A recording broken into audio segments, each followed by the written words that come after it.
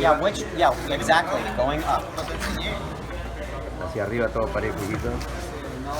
No, parejo, arriba. Right now it doesn't matter, he can put it on, do whatever he wants, but then when it's finished, I want all the lines to go really smooth in one direction.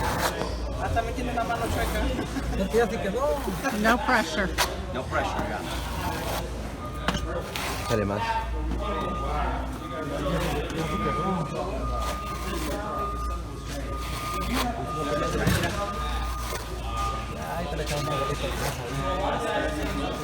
Ya estás.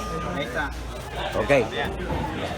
Ponle, muévelo un cuarto hacia tu mano izquierda, luego media hacia allá, luego regresa un cuarto. Ahí, ahora regresa media. Ahora un cuartito. All right. So take a look at that, guys. That's really, really good coverage, right?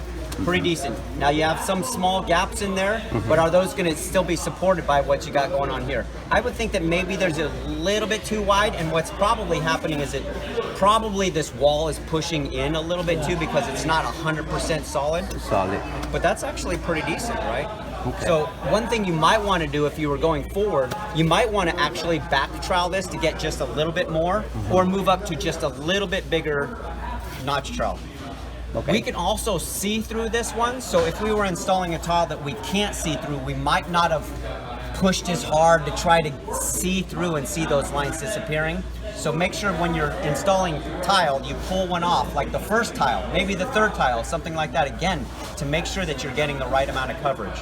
Then move on from there. You don't want to wait till the last tile of the job. It's too late. What you have is what you have at that point. That's right.